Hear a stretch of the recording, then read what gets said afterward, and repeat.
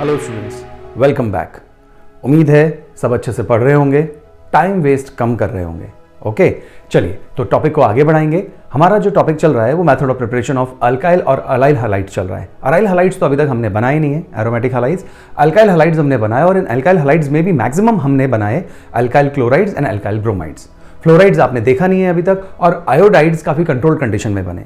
यानी कि हमारे पास क्लोराइड्स और ब्रोमाइड्स बनाने के तो बहुत तरीके हैं, लेकिन आज जो हम देखेंगे वो कुछ नेम रिएक्शंस हैं, और इन रिएक्शंस में हम क्लोराइड्स और ब्रोमाइड्स को ही आयोडाइड्स और फ्लोराइड्स में कन्वर्ट कर देंगे। काफ़ी इंपॉर्टेंट रिएक्शन है। एक रिएक्शन का नाम है स्वार्ट्स रिएक्शन और दूसरी रिएक्शन का नाम है फिंकैलिस्टीन रिएक्शन। एक रिएक्शन से हम अल्काइल क्लोराइड्स और ब्रोमाइड से अल्काइल फ्लोराइड्स बनाएंगे, और दूसरी रिएक्शन में हम अल्काइल क्लोराइड्स और ब्रोमाइड से ही अल्काइल आयोडाइड्स बनाएंगे। अब पॉइंट ये आता है कि स्टूडेंट थोड़े से कंफ्यूज रहते हैं कि स्वार्ट्स रिएक्शन में अल्काइल आयोडाइड्स बनेंगे या फिंकैलिस्टीन रिएक्शन में अल्काइल आयोडाइड्स बनेंगे, क्योंकि बनाने आयोडाइड्स और फ्लोराइड्स हैं। ये बात तो आपको ध्यान रह जाती है कि स्वार्ट्स और फिंकैलिस्टीन में एक में आयोडाइड बनना है और एक में फ्लोराइड बनना है। करेक्ट। नाउ अब पॉइंट ये है कि आपको ध्यान भी तो रहे, एग्जाम में आ जाए तो इसकी एक ट्रिक है। आप देखिए, स्वार्ट्स रिएक्शन एस से स्टार्ट होती है और फिंकैलिस्टीन रिएक्शन एफ से स्टार्ट होती है। अब क्योंकि फिंकैलिस्टीन रिएक्शन एफ से स्टार्ट होती है तो शायद आप समझ गए होंगे कि इसके अंदर हम अल्काइल, आप गलत समझे, इसमें हम अल्काइल आयोडाइड्स बनाएंगे। तो आप ये ध्यान रखिए कि फिंकैलिस्टीन क्योंकि एफ से स्टार्ट होती है तो इसके अंदर हम फ्लोराइड्स नहीं बनाएंगे। अब जैसा मैंने आपको आज बोला है तो अब आपको ध्यान रहेगा, तो कभी भी आए फिंकैलिस्टीन रिएक्शन तो अब आपके दिमाग में ये बात हमेशा रहेगी कि इसमें अल्काइल फ्लोराइड्स नहीं, अल्काइल आयोडाइड्स बनाने। ओके, और स्वार्ट्स रिएक्शन के अंदर हम अल्काइल फ्लोराइड्स बनाएंगे। तो क्या होता है इन रिएक्शंस में, हम कंटिन्यू करते हैं। इस रिएक्शन की जो हेडिंग है इन रिएक्शंस की वो है हैलोजन एक्सचेंज रिएक्शन। शायद नाम से भी आपको बात समझ में आ गई होगी। हैलोजन एक्सचेंज, Cl और Br हटेंगे, F और I आ जाएंगे। ओके, तो let's start our next reaction, that is halogen exchange reaction.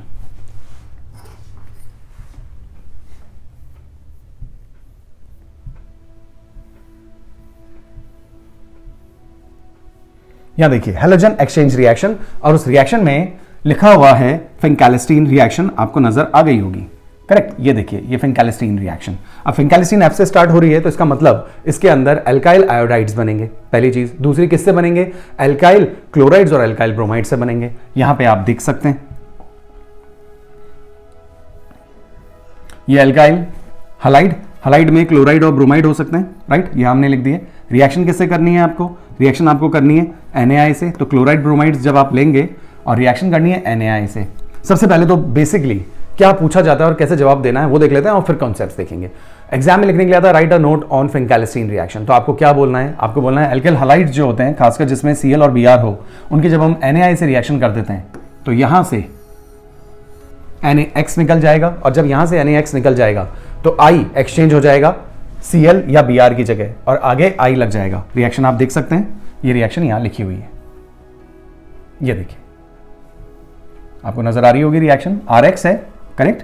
RX की NaI से रिएक्शन करी, NaX बाहर निकल गया, वो रहा NaX, और Ri बन गया, that is your alkyl iodide.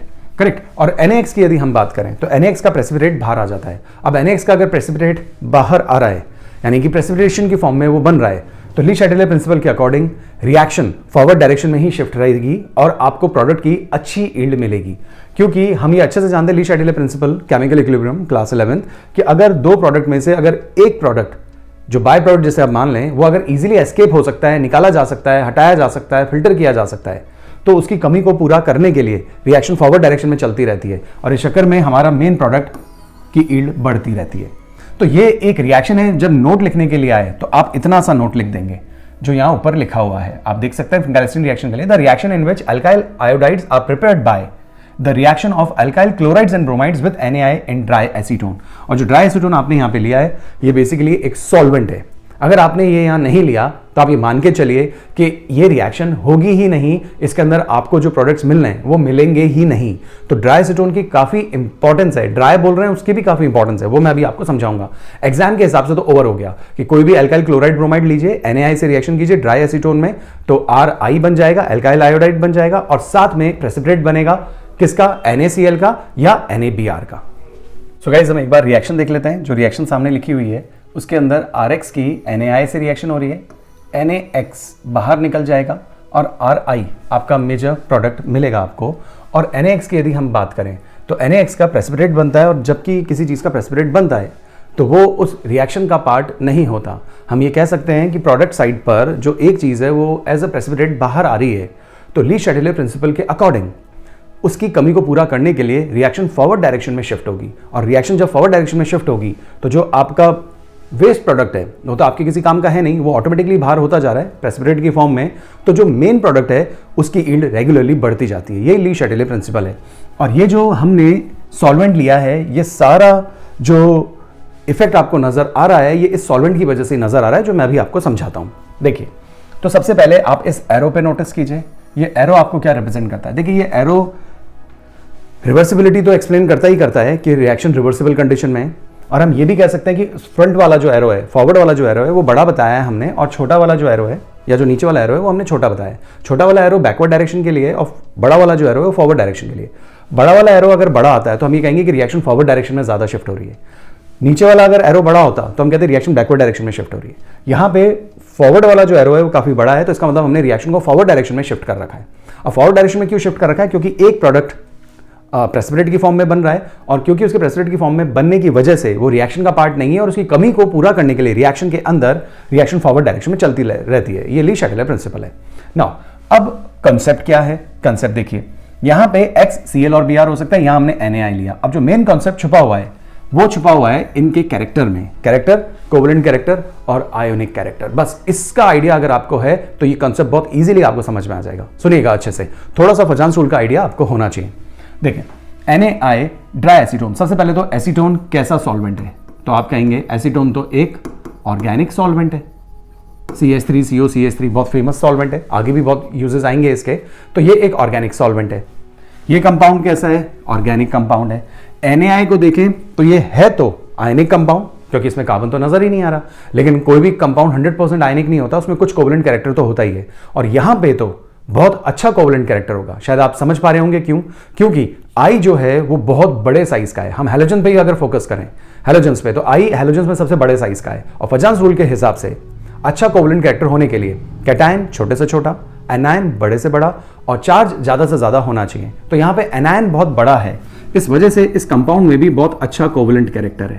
अब अच्छा अगर कोवेलेंट कैरेक्टर इसमें होगा तो क्या होगा? ये भी कोवेलेंट और सॉल्वेंट भी कोवेलेंट, तो ये दोनों जो रिएक्टेंट है वो इस सॉल्वेंट में मिक्स हो जाएंगे। और जब ये मिक्स हो जाएंगे तो रिएक्शन शुरू हो जाएगी। अब रिएक्शन शुरू हो गई, रिएक्शन के अंदर आपको एक प्रोडक्ट तो ये मिला और दूसरा मिला NaX। Now the question arise, जो NaX मिला उसका प्रेसिपिटेट क्यों बना? तो हम वो भी चेक कर लेते हैं। देखिए, NaX जो आपको मिला वो या तो NaCl होगा या NaBr होगा, राइट? वो यहां पे लिखा हुआ ही है, राइट? क्योंकि Cl और Br ही एक्सचेंज हो रहे हैं, तो NaCl और NaBr। अब ये बात तो आपको अच्छे से पता है कि Cl ले ले या Br ले ले, आयोडीन से तो साइज छोटा है, आयोडीन से साइज छोटा है तो इनमें उतना कोवेलेंट कैरेक्टर नहीं होगा जितना कि NaI में था। इसीलिए इनमें रिलेटिवली कम कोवेलेंट कैरेक्टर होने की वजह से इस सॉल्वेंट में ये डिसॉल्व नहीं हो पाते, और इस वजह से इनका प्रेसिपिटेट बनता है। बहुत इंपॉर्टेंट बात है, इनमें कौन सा कैरेक्टर मैक्सिमम हो गया? इनमें आयनिक कैरेक्टर मैक्सिमम हो गया। और क्योंकि इनमें आयनिक कैरेक्टर मैक्सिमम हो गया तो अगर वाटर होता तो ये शायद डिसॉल्व हो जाते। और आपको अच्छे से पता है NaCl तो पानी में कितना अच्छे से डिसॉल्व होता है, लेकिन यहां पे हमारा ऑर्गेनिक सॉल्वेंट है, तो ऑर्गेनिक सॉल्वेंट में डिसॉल्व नहीं हो पाते, इस वजह से इनका प्रेसिपिटेट बनता है। और इनका प्रेसिपिटेट बनने की वजह से ही ये रिएक्शन फॉरवर्ड डायरेक्शन में शिफ्ट होती रहती है। अब क्वेश्चन इज, I क्यों आकर जुड़ गया? जबकि जो X है वो तो Cl और Br है, वो तो छोटे साइज के हैं, I तो बड़े साइज का है, I क्यों आकर सब्स्टिट्यूट हो गया? मैंने आपको हमेशा एक बात बोली है, अगर आप किसी चीज को हटाना चाहते हैं, किसी भी चीज के साथ जब उसका बॉन्ड बना हुआ है, तो जिसको आप हटाना चाहते हैं उसको आप एक ऐसा एनवायरनमेंट दीजिए जिसमें उसके बॉन्ड्स अभी जिनके साथ बने हुए हैं उनसे ज्यादा बन जाएं, स्ट्रॉन्गर बॉन्ड्स। ये थ्योरी तो हर जगह काम करती है, राइट? तो अगर यहां पे Cl Br कार्बन से जुड़े हुए हैं, राइट, अगर हम इन Cl Br को कोई एक ऐसा आयन दें जिसके साथ ये जुड़कर और स्टेबल कंपाउंड बना सकते हो, तो ये इस कार्बन को छोड़ देंगे। और इसी मजबूरी में इस कार्बन पे अब कौन अटैक करेगा? I अटैक करेगा। और NaCl NaBr काफी स्टेबल कंपाउंड होते हैं, इनमें काफी अच्छा आयनिक कैरेक्टर होता है, लैटिस एनर्जी काफी हाई होती है, काफी हाई स्टेबिलिटी की वजह से ये बनना चाहते हैं। इस वजह से Cl Br इसको जैसे ही उनको Na नजर आता है तो इनको छोड़ देते हैं कार्बन को और उनके साथ जुड़कर आयनिक कंपाउंड बना लेते हैं। लेकिन उसके लिए उनको एक सैक्रिफाइस करना होता है कि वो रिएक्शन का पार्ट नहीं रह पाते, क्योंकि सॉल्वेंट आपका ऑर्गेनिक है तो उनका पीपीटी बन जाता है, तो प्रेसिपिटेट बन के वो अलग हो गए और यहां मजबूरन कार्बन अपनी वैलेंसी जस्टिफाई करने के लिए आयोडीन को अलाउ करता है जुड़ने के लिए। इस तरीके से हम अल्काइल आयोडाइड बना लेते हैं। बहुत इंपॉर्टेंट बात थी। देखें अब जो चीज लिखी हुई है नीचे वो भी आप देख सकते हैं, NaCl और NaBr thus formed is precipitated in dry acetone which shift the reaction in forward direction according to Lee-Chatelier principle. Fine, तो ये काफी इंपॉर्टेंट बात है जो यहां पे लिखी हुई थी। अब आपके दिमाग में डाउट आ रहा होगा कि एसीटोन ही ले लेते, ड्राई क्यों? देखिए ड्राई का मतलब होता है वाटर मिक्स नहीं होना चाहिए। अगर उसमें वाटर मिक्स होगा, एसीटोन नॉर्मली पानी में डिसॉल्व हो जाता है क्योंकि पोलर मॉलिक्यूल है, तो अगर उसमें वाटर होगा तो आप शायद समझ गए होंगे, तो फिर ये जो कंपाउंड्स बन रहे हैं इनका उतना अच्छा प्रेसिपिटेट नहीं बनेगा क्योंकि ये पानी में सॉल्युबल है, तो इनके कुछ कंपोनेंट्स या कुछ अमाउंट पानी में डिसॉल्व हो जाएंगे। इसलिए हम प्रेफर करते हैं कि एसीटोन शुड बी ड्राई, मतलब उसमें ट्रेसेस ऑफ वाटर भी नहीं होना चाहिए। ओके चलिए, तो ये हमारी हुई फर्स्ट रिएक्शन कंप्लीट। इसके बाद अब हम देखेंगे सेकंड रिएक्शन। सेकंड रिएक्शन है स्वार्ट्स रिएक्शन। अगर आपको ये कॉन्सेप्ट समझ में आया तो स्वार्ट्स भी बहुत अच्छे से समझ में आ जाएगी। और शायद आपको यहां समझ में आ गया होगा कि यहां पे इस बार हमने वाटर लिया है, यानी कि इस बार हमारा सॉल्वेंट कोवलेंट कैरेक्टर रखने वाला नहीं है, इस बार हमारा सॉल्वेंट आयनिक कैरेक्टर रखने वाला है। या आयनिक ना कहूं तो मैं ये कह सकता हूं कि हमारा जो सॉल्वेंट है वो काफी पोलर है, हम ये कह सकते हैं। ऊपर जो हमारा सॉल्वेंट था वो प्योरली ऑर्गेनिक था, उसने अपने अंदर ऑर्गेनिक कंपाउंड्स को डिसॉल्व किया। एसीटोन को अगर रखा जाए तो हम ऑर्गेनिक सॉल्वेंट्स में ही रखेंगे, और अगर वाटर को रखा जाए तो हम इसे इनऑर्गेनिक सॉल्वेंट्स में ही रखते हैं। पोलर प्रोटिक सॉल्वेंट भी हम कह सकते हैं, करेक्ट। चलिए तो बात को आगे बढ़ाते हैं। यहां पे देखिए, अब यहां पे जो रिएक्शन हो रही है उसके अंदर RX है, वही X तो क्या हो सकता है, Cl भी हो सकता है, Br भी हो सकता है, X तो यही है। रिएक्शन इस बार आप किससे कर रहे हैं, AgF से कर रहे हैं। अब आपका सारा फोकस इस पे और इस पे रहना चाहिए, क्योंकि ये दो चीजें डिसाइड करेगी कि क्या बनना है और प्रेसिपिटेट लाना है कि नहीं लाना है। फाइन, तो देखें AgF, हम चाहते तो यहां पे NaF भी ले सकते थे, राइट, या S ब्लॉक से बना हुआ कोई भी सॉल्ट ले सकते थे, लेकिन हमने AgF प्रेफर किया, D ब्लॉक से उठाया हमने ये। अब ऐसा क्यों किया वो अभी आपको समझ में आएगा। देखिए F तो हमें लेना ही था क्योंकि हमें फ्लोराइड्स बनाने हैं। आपने नोटिस किया होगा फ्लोराइड्स काफी रेयर है, अब तक बनाए ही नहीं है, तो फ्लोराइड्स की रिएक्शन तो काफी इंपॉर्टेंट बनती है, इसलिए रिएक्शन काफी इंपॉर्टेंट है, स्वार्ट्स रिएक्शन। तो यहां पर हमें फ्लोराइड्स बनाने हैं तो हमने ये तो ले ही लिया, लेकिन हमने AgF प्रेफर किया है, हमने NaF प्रेफर नहीं किया है, हमने दूसरे कंपाउंड्स प्रेफर नहीं किए। इसका जवाब अभी आपको आगे मिल जाएगा। देखें इसकी जब रिएक्शन होती है तो बेसिक रिएक्शन क्या है, बेसिक रिएक्शन तो आपको ये लीजिए समझ में आ जाएगी कि यहां से AgX बाहर निकल जाना चाहिए, RF बन जाना चाहिए, और ये देखिए रिएक्शन वही है, RF आपको नजर आ रहा है और AgF ये लीजिए, AgF जो था उसने रिएक्शन करके AgX निकाल दिया बाहर, राइट। यहां पे अगर हम बात करें तो यहां से रिएक्शन से AgX बाहर निकल गया और R से F जुड़ गया। देखिए AgX, अब मैं कहूं कि AgX में क्या हो सकता है तो आप कहेंगे AgX में AgCl हो सकता है, AgBr हो सकता है, और शायद आपको इतना तो पता होगा, हमने इतना पढ़ लिया है कि AgCl पानी में इनसॉल्युबल होता है, इसका व्हाइट प्रेसिपिटेट बनता है, राइट। AgBr का येलो पीपीटी बनता है। ये बात शायद आपको अच्छे से पता होगी, नहीं पता है तो आगे भी आने वाली क्लासेस में आएगी। बाकी हम 11th में क्वालिटेटिव एनालिसिस क्वांटिटेटिव एनालिसिस पढ़ रहे थे, तब भी ये आ चुकी है। कोऑर्डिनेशन केमिस्ट्री में भी ये कॉन्सेप्ट जो है ये आ चुका है। तो ये बात तो तय है कि यहाँ प्रेसिपिटेट तो बनेगा, क्योंकि यहाँ AgCl और AgBr आ रहे हैं, ये पानी में इनसॉल्युबल है और आपने वाटर ही एज अ सॉल्वेंट ले रखा है, तो इनका प्रेसिपिटेट तो बनना है। अब वो कॉन्सेप्ट क्या है वो मैं भी आपको समझा देता हूँ। तो सबसे पहले रिएक्शन तो आपको समझ में आ गई होगी कि इस रिएक्शन के अंदर RX की AgF से रिएक्शन हो रही है, AgX बाहर निकल गया, राइट, ये लीजिए AgX बाहर निकल गया और RF बन गया। AgX क्योंकि प्रेसिपिटेट बन रहा है तो वही सब कुछ है, ली-शैटलर प्रिंसिपल के हिसाब से रिएक्शन फॉरवर्ड डायरेक्शन में शिफ्ट रहेगी। ना तो क्वेश्चन अराइज ऐसा क्यों हुआ, AgF ही क्यों लिया, उसका जवाब देखिए। क्वेश्चन ये भी आ सकता है आपने NaF क्यों नहीं लिया।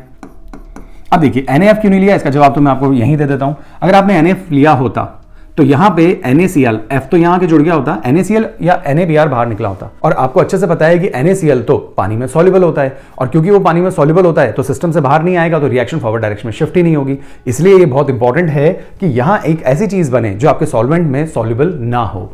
दैट्स वाई हमने NaF प्रेफर नहीं किया, तो हम चले गए डी ब्लॉक की कैटेगरी में। डी ब्लॉक में हम Ag को प्रेफर कर लेंगे, Hg को प्रेफर कर लेंगे, कोबाल्ट को प्रेफर कर लेंगे, एंटीमनी को प्रेफर कर लेंगे, मतलब हम AgF ले सकते हैं, Hg2F2 ले सकते हैं, COF2 ले सकते हैं, SbF3 ले सकते हैं, हम ये सारी चीजें ले सकते हैं। हम जनरली सोचकर ऐसे फ्लोराइड्स ले रहे हैं जो जब उनके साथ जुड़ा हुआ जो कीटायन है वो कैटायन जब क्लोराइड और ब्रोमाइड से जुड़ेगा तो उन कैटायंस के क्लोराइड्स और ब्रोमाइड्स पानी में सॉल्युबल नहीं होने चाहिए, तभी ली शैडलर प्रिंसिपल एप्लीकेबल होगा। फाइन, तो अगर हम यहां Na ले लेते तो इससे बना हुआ आगे जाकर NaCl या NaBr वो तो पानी में सॉल्युबल हो जाता। इसीलिए हम यहां पे ऐसे फ्लोराइड्स लेंगे लाइक जैसे AgF,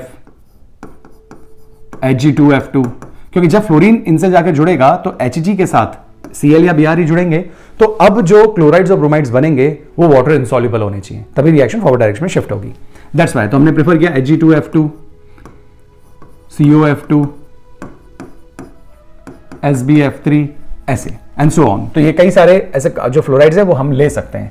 अब आप यहां पे देखिए, अब AgF की बात करते हैं। अब AgF कैटायन को अगर हम छोड़े तो हैलोजन पे फोकस करें तो हैलोजन सबसे छोटा है, यहाँ पे आयोडीन सबसे बड़ा था, फ्लोरीन सबसे छोटा है। इसमें बहुत अच्छा आयनिक कैरेक्टर होगा और अच्छा आयनिक कैरेक्टर होने की वजह से ये पोलर प्रोटिक सॉल्वेंट यानी वाटर में डिसॉल्व हो जाएगा। तो ये तो इसमें डिसॉल्व हो ही जाएगा। गर्म आप कर रहे हैं तो ये रिएक्शन विगरस भी होगी और ये रिएक्शन शुरू हो जाएगी, और जैसे ही ये रिएक्शन इनके बीच में शुरू होगी तो आपको कुछ प्रोडक्ट्स नजर आ रहे हैं। अब इन प्रोडक्ट्स में यहां पे जो चीज बन रही है वो या तो AgCl होगा या AgBr होगा, और AgCl और AgBr इस सॉल्वेंट में इनसॉल्युबल होते हैं तो इनका प्रेसिपिटेट बन जाएगा। इसलिए आप शायद समझ गए होंगे कि जब यहां पे आयोडीन होता है तो कोवलेंट कैरेक्टर अच्छा होने की वजह से ये सॉल्युबल हो, इसीलिए हम यहां पे ऑर्गेनिक सॉल्वेंट लिया। लेकिन यहां पे अब फ्लोरीन है तो यहां पे कोवलेंट कैरेक्टर बहुत कम है, पोलैरिटी अच्छी है, आयनिक कैरेक्टर अच्छा है, दैट्स व्हाई हमने पोलर प्रोटिक सॉल्वेंट लिया। वाटर लिया, अल्कोहल ले सकते हैं, ऐसे कोई भी पोलर प्रोटिक सॉल्वेंट प्रेफर किए जा सकते हैं। करेक्ट। और यहां पे बनने वाली जो चीज थी, जो चीज यहां पे बन रही है उनमें रिलेटिवली अगर आप कहें कि भाई यहां पे तो आयनिक कैरेक्टर ज्यादा था, लेकिन जो चीज बन रही है उनमें रिलेटिवली कोवलेंट कैरेक्टर ज्यादा है। अब क्योंकि ज्यादा कोवलेंट कैरेक्टर होने की वजह से वो इसमें डिसॉल्व नहीं होंगे, इसीलिए उनका प्रेसिपिटेट बन जाएगा। जबकि आयोडाइड्स में वहां पे आयनिक कैरेक्टर वाली चीजें बन रही थी, इसलिए वो ऑर्गेनिक सॉल्वेंट में डिसॉल्व नहीं हो रही थी। तो ये कॉन्सेप्ट काफी इंपॉर्टेंट है, ध्यान रखिएगा। फाइन, चलिए कुछ रिएक्शंस देखें। तो रिएक्शंस तो बिल्कुल आसान है, जैसे कि CH3CH2Cl की Hg2F2 से रिएक्शन कर लीजिए, तो अब आप रिएक्शन तो कर ही सकते हैं, ये तो इजी है बिल्कुल। Hg2 है और 2 Cl आ गए आपके पास, तो ट्वाइस या Hg2Cl2 बन जाएगा एक, और CH3CH2 और फ्लोरीन आके सब्स्टिट्यूट हो जाएगा। देखिए वही था, CH3CH2 फ्लोरीन आकर जुड़ गया और Hg2Cl2। सिंपल रिएक्शंस है। अब जैसे CCl4 है और SbF3 है, SbF3 अभी हमने लिखा ही है, अब SbF3 है, CCl4 है। देखिए ये रिएक्शन जो है ना, इस रिएक्शन के अंदर हमने फ्रीऑन्स बनाए, तो ये फ्रीऑन्स क्लोरोफ्लोरोकार्बन्स, ये इसकी एक इंपॉर्टेंट प्रिपरेशन है। इसी चैप्टर में जब हम कमर्शियल कंपाउंड्स पढ़ेंगे वहां पे फ्रीऑन्स जब हम पढ़ेंगे तो फ्रीऑन की प्रिपरेशन आएगी। वहां पे रिएक्शन तो नहीं लिखी हुई है, लेकिन बताया गया है कि फ्रीऑन्स को स्वार्ट्ज रिएक्शन से बनाते हैं। तो ये स्पेसिफिक कंडीशंस में बनाई हुई रिएक्शन है। इस रिएक्शन को यदि आप देखें तो आप देखिए TriCCl4 एंड SbF3, तो ये बात तो तय है कि अगर SbF3 सामने नजर आ रहा है तो ये है कि ये फ्लोरीन सप्लाई कर देगा सामने से और सामने से क्लोरीन ले लेगा। अब आपको कौन सा फ्रीऑन बनाना है, तो यहां पे जो फ्रीऑन प्रेफर किया जा रहा है वो किया जा रहा है CCl2F2, CCl2F2, यानी कि यहां पे सारे Cl नहीं हटने चाहिए। यहां पे अगर देखा जाए CCl4 में से, तो CCl4 में से 2 Cl हटके 2 फ्लोरीन आ जाने चाहिए। तो हम अगर जब ये कंपाउंड लिख दें CCl2F2 और साथ में Sb के साथ, अब कौन जाएगा, तो Sb के साथ फ्लोरीन हटेगा तो सामने से कौन सब्स्टिट्यूट होगा, Cl सब्स्टिट्यूट होगा, तो एक प्रोडक्ट बनेगा SbCl3। तो कुल मिलाकर आपको प्रोडक्ट का आइडिया तो पहले से ही लग चुका है कि यहाँ CCl4 है, यहाँ SbF3 है, यहाँ पे CCl2F2 बनाना है और यहाँ पे SbCl3 बनाना है। अब अल्टीमेटली लास्ट में आपको क्या करना होता है, रिएक्शन को बैलेंस करना होता है। बैलेंस नहीं भी करते हैं तो चल जाता है, मैंने कहा ऑर्गेनिक केमिस्ट्री है, यहाँ पे न्यूमेरिकल्स नहीं आ रहे, तो अगर आप इतना स्केलेटन भी लिख देंगे तो सफिशिएंट है। लेकिन फिर भी अगर देखा तो जाए तो बैलेंसिंग बिल्कुल आसान है। यहाँ पे आप 3 लगा देंगे तो 12 हो जाएगा, और यहाँ पे आप 2 लगा देंगे तो 6 हो जाएगा। इसके हिसाब से यहाँ पे 6 हो गए क्योंकि यहाँ आगे 3 लगा हुआ है और बाकी रिएक्शन उधर से बैलेंस हो गई। तो ये कोई बैलेंसिंग हार्ड नहीं है, हमने तो बैलेंसिंग रिडॉक्स में देखी हुई है जहां काफी टिपिकल बैलेंसिंग भी आती थी, तो वहां ऑक्सीजन स्टेट का चेंज निकाल के हम रिएक्शन करते थे। ये तो सिंपल स्टोइचियोमेट्रिक कोएफिशिएंट्स को इन्वॉल्व करेंगे तो भी रिएक्शन बैलेंस हो जाती है। और मैं फिर कह रहा हूं अगर बैलेंस ना भी लिखें तो भी काम चल जाएगा। तो ये रिएक्शन एक और स्वार्ट्ज रिएक्शन का एग्जाम्पल है। अब आप कैसे कहेंगे कि स्वार्ट्ज रिएक्शन है, क्योंकि स्वार्ट्ज रिएक्शन में फ्लोराइड्स बनने चाहिए और आपका जो मेन कंपाउंड था उसके अंदर सारे क्लोरीन थे, और अब जो प्रोडक्ट आपका बना है उसके अंदर कुछ क्लोरीन सब्स्टिट्यूट होकर फ्लोरीन आ गए। That's why it is an example of Swarts reaction. Fine, चलिए तो ये तो हमारा कंप्लीट हुआ अल्काइल हलाइड्स की प्रिपरेशन। अब अल्काइल हलाइड्स की प्रिपरेशन में आपने नोटिस किया होगा क्लोराइड्स ब्रोमाइड्स बहुत ज्यादा हमने बना लिए थे, और इन रिएक्शन जो अभी आपने पढ़ी इसमें हमने उन्हीं क्लोराइड्स और ब्रोमाइड्स को फ्लोराइड्स और आयोडाइड्स में कन्वर्ट कर दिया। तो अब तक हम सभी टाइप के अल्काइल हलाइड्स का प्रिपरेशन देख चुके हैं। अब हमारा बचता है एरोमेटिक हलाइड्स की प्रिपरेशन। तो एरोमेटिक हलाइड्स की प्रिपरेशन को अब हम शुरू करते हैं। देखिए एरोमेटिक हैलाइड्स की प्रिपरेशन को यदि हम पढ़ें तो ये सब कुछ आप क्लास 11th में देख चुके हैं। मैं सिर्फ यहां रिपीट करूंगा, शॉर्ट में आपको समझा दूंगा, बातें आपको बहुत जल्दी से समझ में आ जाएंगी।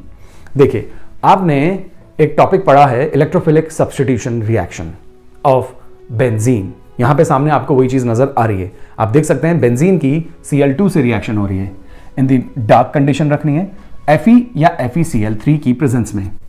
ना ये रिएक्शन देखिए, इस रिएक्शन के अंदर मान लीजिए यहां पे H है, 2 Cl से अटैक करना है, मतलब Cl2, ये HCl बाहर निकल जाएगा और Cl आकर जुड़ जाएगा। ये देखिए क्लोरोबेंजीन बन गया। ये रिएक्शन हम देख चुके हैं।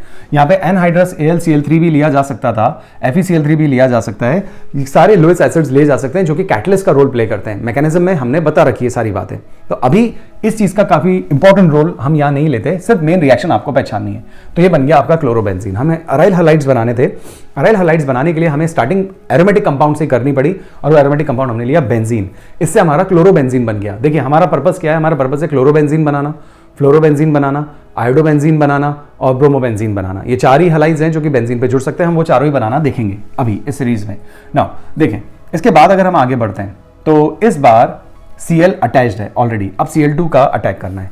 देखिए ये बात भी हम देख चुके हैं, डायरेक्टिव इन्फ्लुएंस ऑफ सब्स्टिट्यूएंट्स। अगर बेंजीन पे ऑलरेडी कोई चीज पहले से अटैच्ड है तो अब उस पर कोई नई चीज जब जाकर जुड़ेगी तो जो चीज ऑलरेडी अटैच्ड है वो डिसाइड करेगी कि आने वाली स्पीशीज किस पोजीशन पे आएगी, ऑर्थो पे आएगी, मेटा पे आएगी या पैरा पे आएगी। इसी को हम डायरेक्टिव इन्फ्लुएंस कहते हैं।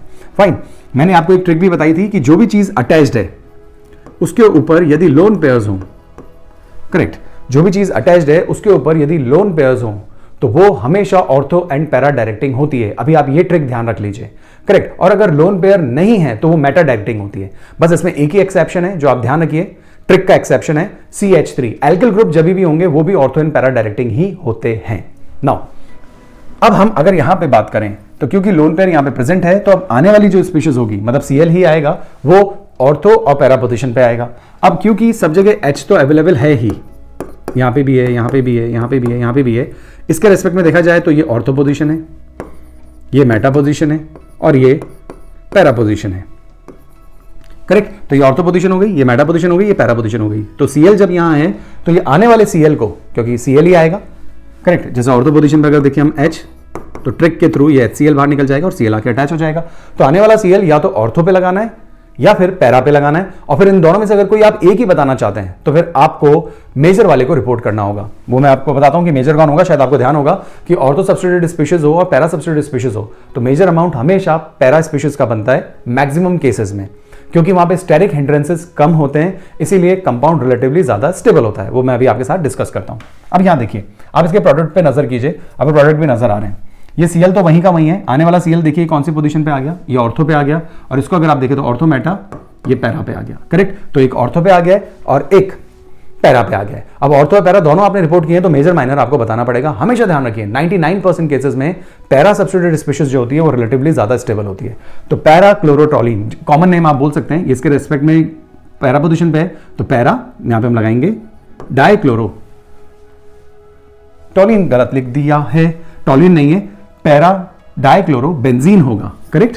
तो हम इसको हटाएंगे, आप ध्यान रखिए, पैरा डाइक्लोरो बेंजीन, और यहां पे भी ये हटेगा, पैरा डाइक्लोरो बेंजीन, करेक्ट। तो डाइक्लोरो बेंजीन आ गया है।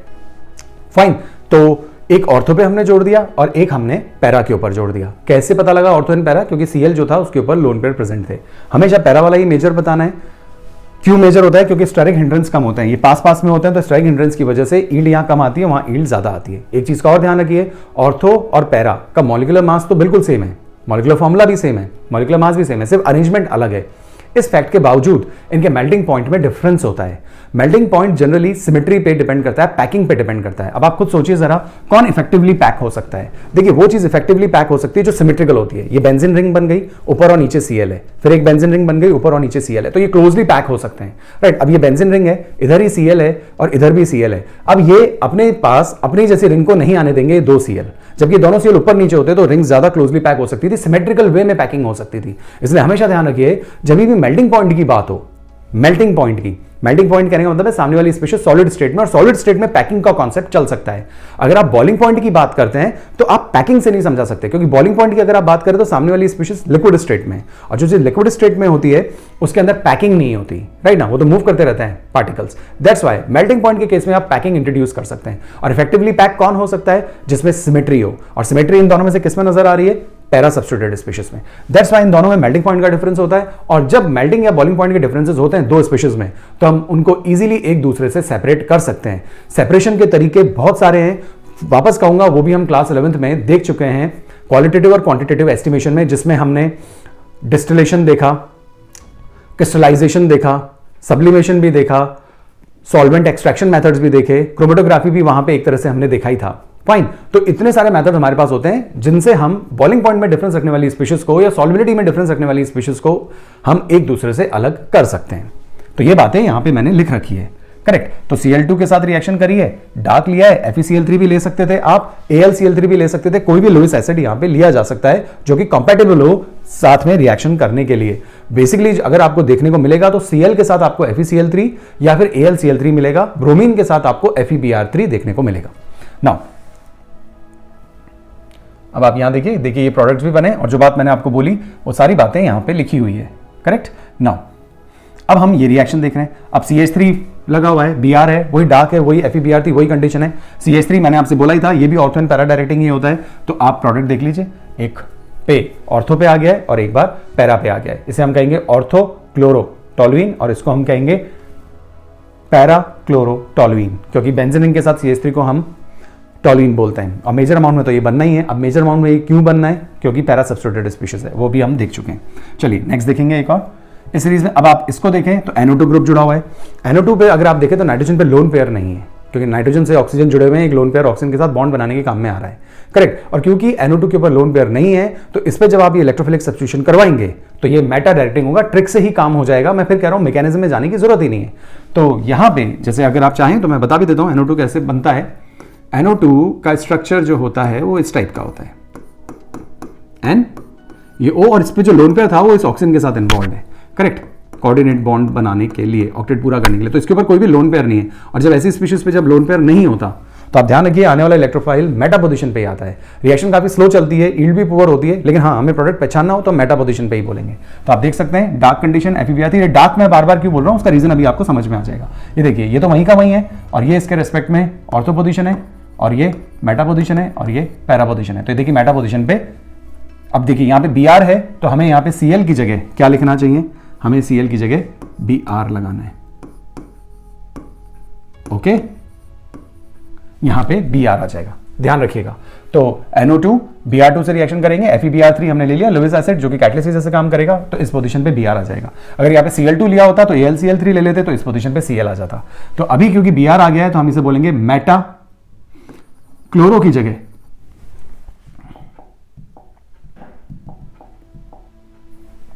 Meta bromo nitrobenzene, correct. तो मेटा ब्रोमो नाइट्रोबेंजीन हम इसको बोलेंगे, ओके।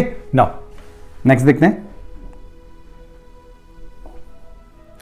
अब एक क्वेश्चन आपके सामने है, क्वेश्चन को देखिए और जवाब दीजिए कि इसका प्रोडक्ट क्या बन सकता है, ओके। मैं आप पॉज कर सकते हैं वीडियो। देखें सबसे पहले सनलाइट लिखा हुआ है और ये है।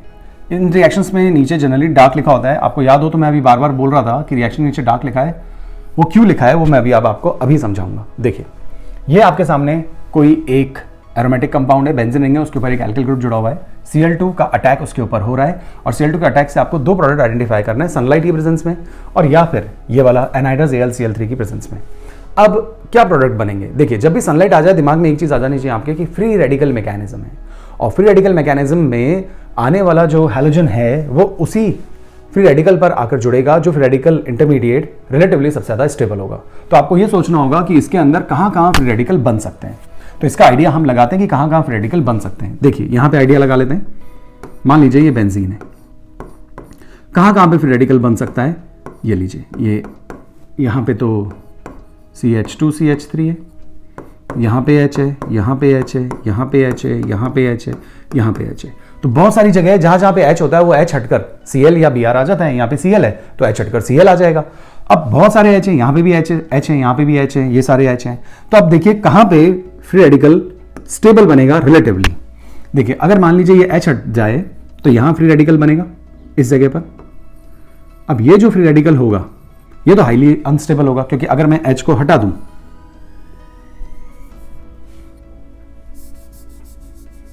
तो ये फ्री रेडिकल बनता है। अब ये फ्री रेडिकल तो विनाइलिक फ्री रेडिकल है कहने के लिए, वैसे तो फिनाइल फ्री रेडिकल है, क्योंकि बेंजीन रिंग के ऊपर जो फ्री रेडिकल बनता है तो फिनाइल फ्री रेडिकल कहलाता है। और ये फ्री रेडिकल जिस कार्बन से अटैच्ड है उसी पे डबल बॉन्ड अटैच्ड है। विनाइल जैसी कंडीशन आप कह सकते हैं, हाईली अनस्टेबल होता है, राइट। तो फिनाइल फ्री रेडिकल बना है, ये हाईली अनस्टेबल है क्योंकि बेंजीन रिंग का फ्री रेडिकल है, इसलिए फिनाइल फ्री रेडिकल। अब ये यहां बना लो चाहे यहां बना लो, यहाँ पे यहाँ पे यहाँ पे, यहाँ तो बन ही नहीं सकता क्योंकि यहाँ पे H नहीं है सब्स्टिट्यूट होने के लिए। तो ये बात तो तय है कि ये सारी पोजीशन तो कैंसिल हो गई। तो ये बात तो तय है कि जो Cl आने वाला है वो रिंग पे तो कहीं नहीं आएगा। अब बचते हैं यहाँ पे। अब यहाँ पे अगर एक H हट जाए तो यहाँ एक फ्री रेडिकल बन सकता है, और एक H यहाँ से हट जाए तो यहाँ फ्री रेडिकल बन सकता है। आप ऐसे ही सोचेंगे। अब यहाँ जो वाला फ्री रेडिकल है वो प्राइमरी फ्री रेडिकल है, और ये वाला जो फ्री रेडिकल है इधर और इधर अगर आप देखा जाए तो सेकेंडरी फ्री रेडिकल है। और अलाइलिक कंडीशन तो हम नहीं कहेंगे, अलाइलिक तो तब कहा जाता है जनरली जब आइसोलेटेड डबल बॉन्ड के साथ जुड़ा हो, ये तो रिंग के साथ अटैच्ड है।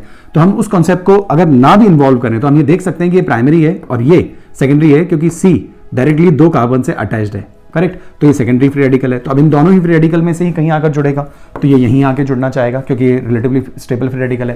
तो इसका जो प्रोडक्ट बनना है वो बनेगा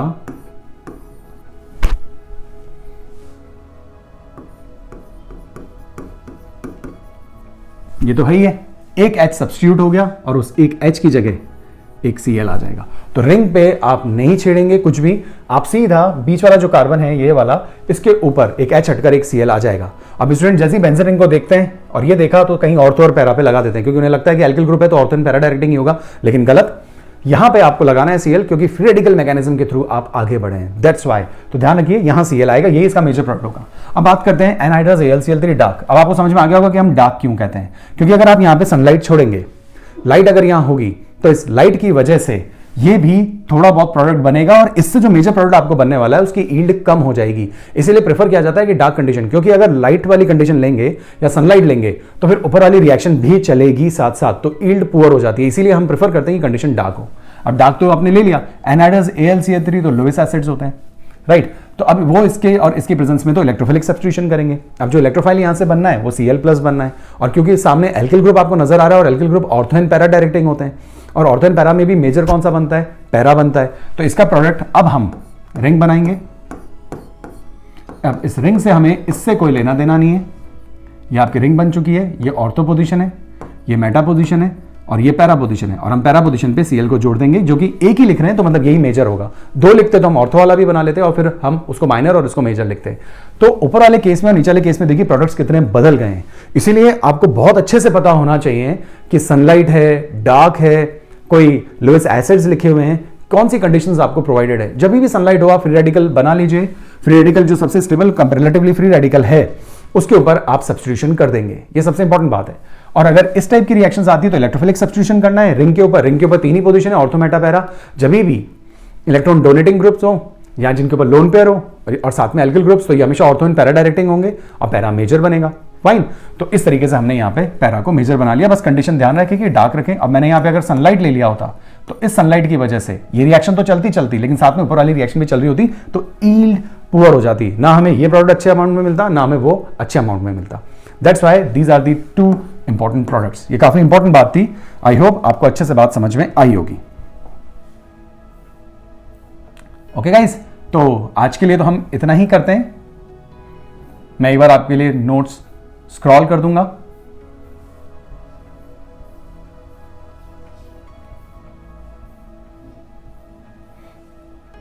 तो आप यहां देखिए, मैं यहां से स्क्रॉलिंग करता हूं, आप नोटिस कीजिएगा कहीं करेक्शंस आएंगे तो मैं कर दूंगा, देख लीजिए।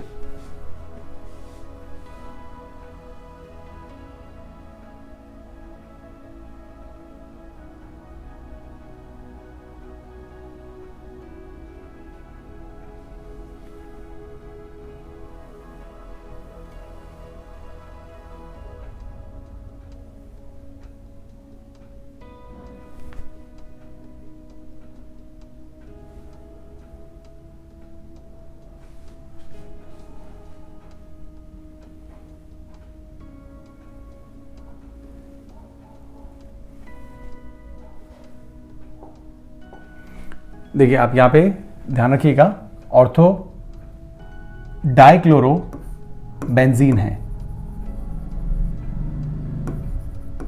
सिमिलरली पैरा डाइक्लोरो, और ये नहीं है, बेंजीन है, ये ध्यान रखिएगा।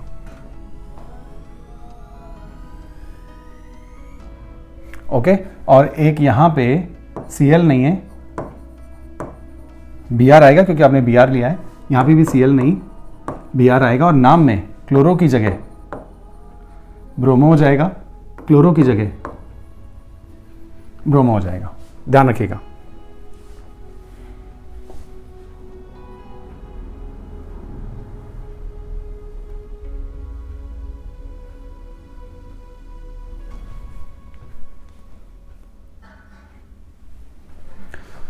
सो गाइज, उम्मीद करता हूं आपको बातें अच्छे से समझ में आ गई होगी। सेम चीज रिपीट करूंगा, रेगुलर रहिए, ब्रेक मत दीजिए, रोज का काम रोज कीजिए। अगर एक बार चीजें बढ़ गई और आपने चीजों को छोड़ दिया तो वापस बैकअप लेना बहुत मुश्किल होगा। इसीलिए बार बार कहता हूं, ध्यान रखिएगा और प्रैक्टिस शुरू कर दीजिए। एक बार लिखने से कुछ नहीं होगा, क्योंकि मेथड ऑफ प्रिपरेशन ऑलमोस्ट हमारे खत्म होने को आ गए हैं, तो आपको लिख लिख के प्रैक्टिस करनी पड़ेगी।